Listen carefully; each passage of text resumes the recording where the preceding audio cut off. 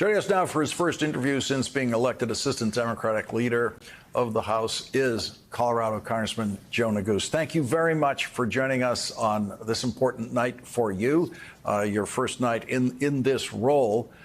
Where is the House of Representatives going now after that hearing that we saw today? Well, good to be with you, Lawrence. Good evening, and thanks for having me on. I couldn't have said it any better than Ranking Member Raskin, of course, my fellow impeachment manager, the lead impeachment manager during the impeachment, second impeachment, rather, former President Donald Trump. It's a sad state of affairs, unfortunately, right now in the 118th Congress with a House Republican caucus that is mired in chaos and dysfunction and has been so for the better part of the last 14, 15 months. And perhaps the most salient example of this is this failed impeachment effort, a frivolous impeachment effort that has no basis with respect to evidence, no cogent articulation of how any of what they've alleged would meet the constitutional standard for impeachment, which, as you know, Lawrence, is a very exacting one. And of course, the American people understand well what a high crime and misdemeanor is because they witnessed it firsthand with respect to former President Trump's conduct on January 6th, which of course led to the impeachment trial, the clips of which you showed. So I wish that the Republicans would get serious about governing and work with us in a bipartisan way to address the consequential challenges we face as a country. Unfortunately, they seem disinclined to do so. I want to listen to one more thing from the hearing that Representative Stephen Lynch had to say. Let's listen to that.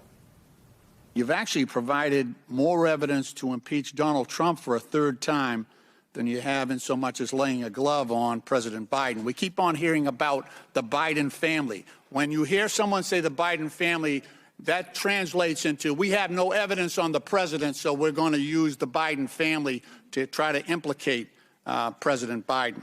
But by the constant bumbling and continually shifting arguments here, you've done nothing more than exonerate President Biden.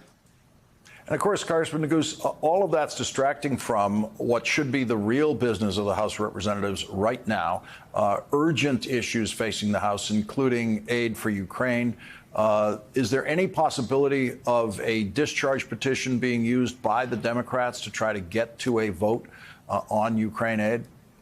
Well, I would say first, Lawrence, you've articulated the central frustration of so many members of Congress, and I think ultimately the frustration that the American people are feeling right now as they watch these impeachment proceedings, which have become sort of devolved into a circus, that at the end of the day, it obfuscates away from the real challenges that the American people face and the need for us to address them. House Democrats under Leader Jeffries have offered a compelling vision to lower costs, to grow the middle class, to build safer communities, to address our national security concerns, as you mentioned, with respect to aiding Ukraine. House Republicans refuse to work with us in good faith on the same and instead waste time on these political witch hunts. With respect to the discharge petition that you mentioned, as you know, a discharge petition has been filed by Ranking Member McGovern of the Rules Committee, and there are a large number of members who have signed that petition. But at the end of the day, the question becomes one for Speaker Johnson.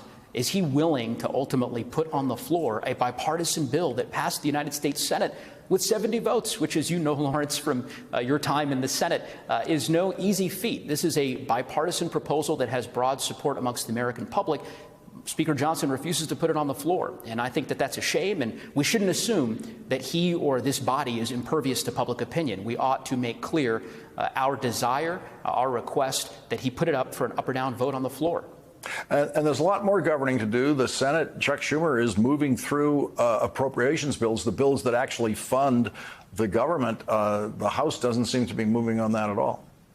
Well, I will say this. Leader Jeffries, from the outset of the 118th Congress, made clear we would extend the hand of partnership and bipartisanship. Ultimately, what we need is a governing partner on the other side. And I think he, the leader, the ranking member, Rosa DeLauro, who, of course, you've had on your program many times before, have done a masterful job negotiating a set of appropriation bills to ultimately fund the government.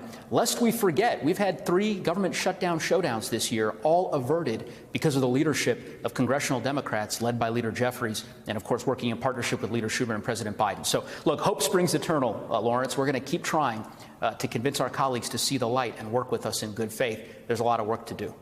Assistant Democratic Leader Joe Neguse, thank you very much for joining us tonight for the first interview with your new title. Thank you, Lawrence. Thank you.